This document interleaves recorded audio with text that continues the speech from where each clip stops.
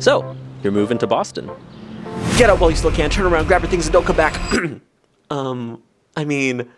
Welcome to Boston! My name's Amir, and I've been living here for the last 2 years, and in this video, I'm going to share 7 super niche things that I wish I knew before moving to Boston. Number 1. The MBTA. The MBTA, known locally as the T, is Boston's public transit system, and while it's more extensive than many American cities and will get you where you need to go, it's a piece of work. Built in 1897, the T is slow, there's always some delay or maintenance issue, and it's also received the dubious distinction of being the most dangerous subway in America. The T has faced a series of safety issues involving employees and riders. Earlier this year, at the Harvard station, a ceiling panel came crashing down, nearly hitting a woman. Fireball erupting from the front of an Orange Line train. An overhead wire fell onto the Green Line tracks, a line carrying 600 volts.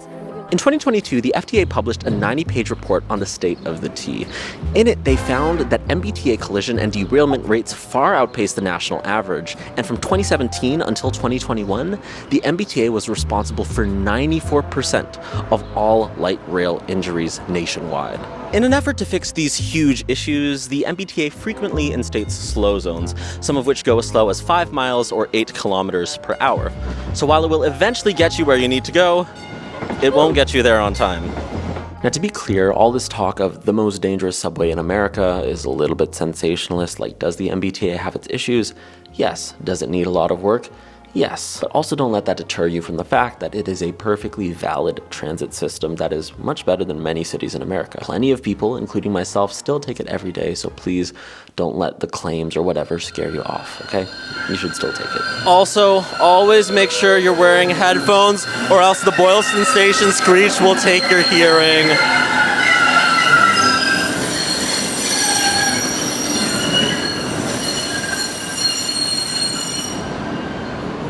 It's horrible.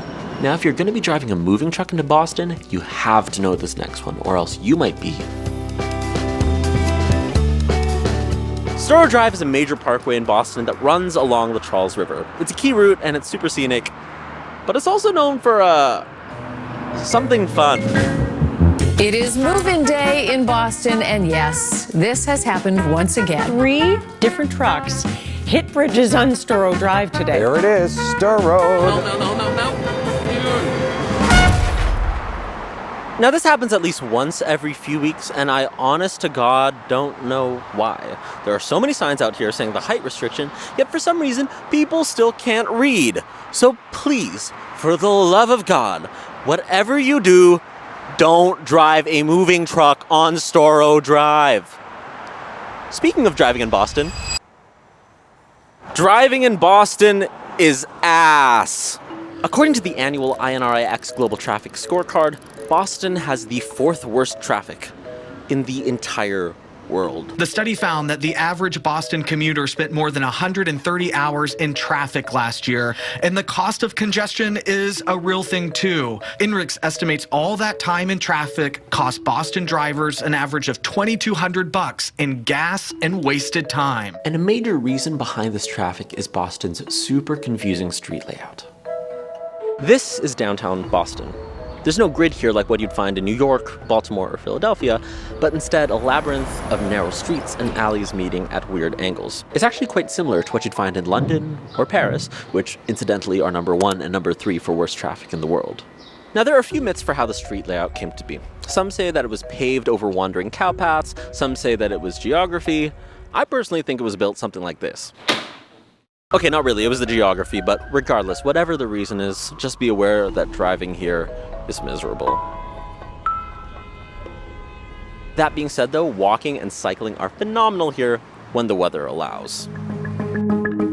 Boston is known for their brutal New England winters. In fact, that's like the first thing I heard before moving here. The region bearing the brunt of the 3rd snowstorm in just 3 weeks. But what nobody tells you is that summer is also intense. City of Boston is declaring a heat emergency and opening cooling centers. 93 degrees expected on Tuesday, feeling more like 96. The hottest month of the year is July, with an average high of 81 degrees Fahrenheit or 27.2 degrees Celsius, and an average low of 66 degrees Fahrenheit or 18 degrees Celsius. That puts it about on par with Honolulu in March, which admittedly, isn't the worst, but when you consider the fact that its winters put it on par with Chicago, that's a really wide fluctuation. Also, speaking of Chicago, I think Boston should be called the Windy City and Chicago should be called Beantown, because Chicago actually has a bean and Boston is windier than Chicago. Hey, wind. Mark Twain once said, "If you don't like the weather in New England, just wait 5 minutes." That being said, though, fall is gorgeous here. So if you're going to be moving in around that time, you're going to want to know this next one. Sleep in heavenly peace. Every year on September 1st, the streets of Allston, a popular student neighborhood here in Boston, transform into what's colloquially known as Allston Christmas. You see, Boston is a college town, meaning that many leases start and end around September 1st as school begins, meaning everybody's moving in and out at the same time. 2/3 of the city's apartments leases end tomorrow, and that means thousands of people are going to pour into Boston. But first, the current tenants have to get out. And as people are moving out, they tend to leave their unwanted furniture on the street for disposal or anyone to claim. Now, I'm not saying that you should do this per se, but you might be able to find an Allston Christmas gift or two.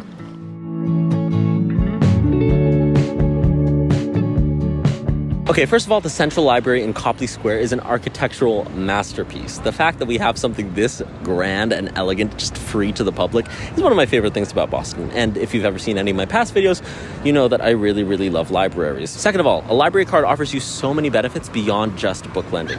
It gets you free or discounted access to most of the museums, the zoo, the New England Aquarium. You can also borrow Chromebooks for extended periods of time, park at all the DCR parks and beaches for free, access their recording facilities and language learning software, all for free. Now, before I share the last thing that you're going to want to know, here are some honorable mentions. 1. Turkeys. This is one of the funniest things that nobody ever prepared me for. Boston just has turkeys, wild turkeys, randomly running around in the streets like it's nobody's business. Look at all the turkeys. Oh my God. Honorable mention number 2. The cop slide. And lastly, honorable mention number 3, it's expensive. The total will be $24.44. I like right there. Or you can fill this up. I think I have a spending problem when it comes to Tate. Boston consistently ranks as one of the most expensive cities in North America. I won't give any specific numbers right now because you're probably watching this from the future. However, it's safe to assume that the cost of living in Boston will continue to stay high. Now, after everything I've shared with you in this video, it might sound that Boston is just a chaotic cesspool of students smashing their trucks into bridges, trains derailing, and overpriced lattes. And while yes, all those things happen and are true, in my opinion, I still think there's so much to love about this city. In fact, I'm going to go out here on a limb and say this. I might be canceled for saying this, but I think Boston's kind of underrated. Well, wise free, but you had all of a sudden calm down, please. Shut up. Okay, hear me out. Is the tea a piece of shit? Yes. Is it expensive? Yes, but Boston also has so many things that many American cities just straight up don't have. First of all, Boston is one of the most walkable and bikeable cities in the US. To get from my apartment in Brookline all the way to my school in Back Bay, it's a really enjoyable 35-minute walk or 18-minute bike ride, and in my opinion, this makes up for the fact that the T is really ass. It's not your typical car-dependent American city with 8-lane roads. It's built for people, not cars. And so because of its walkability, bikeability, and rich historical architecture, I've often heard it said that Boston is, quote, the most European city in America. Secondly, Boston is vibrant without being too overwhelming. Let me give you an example of what I mean. It was a random Sunday, and I was just walking down Boylston Street when all of a sudden my friend and I stumbled upon this parade. I'm like, wow, that's random, but super, super cool. After that, we turn right. We walk down to Newbury Street and find out it's car-free day. Everyone's out walking through the street, the sun is shining, the trees are so nice, there's vendors' tents. It's just so lovely. Then we walk a little ways further down and find a classical guitarist playing at the Christian Science Plaza. just randomly. There's just always something cool happening, and I love it so much. It's vibrant, but it's not necessarily like New York where you feel like overstimulated and overwhelmed, you know what I mean? And lastly, there's just so many ambitious people here. I've had several conversations with random strangers in cafes who happen to be startup founders, or entrepreneurs, or aspiring creators and artists. And it's just so cool to be in an environment that supports and champions that ambition. And so if that's your vibe and if that's the thing that you're looking to do, I think Boston is a really great incubator for talent, if you can afford it. That being said though, the affordability thing is a huge issue, so that's why I'm personally moving out of here, but I'm really gonna miss it. Boston has easily been one of my favorite cities that I've ever lived in, and so if you want to see what a day in my life here looks like, click on this video right over here. Well, cheers. Cheers. What do you... Wow, we're touching tips. Damn, that's the mood today.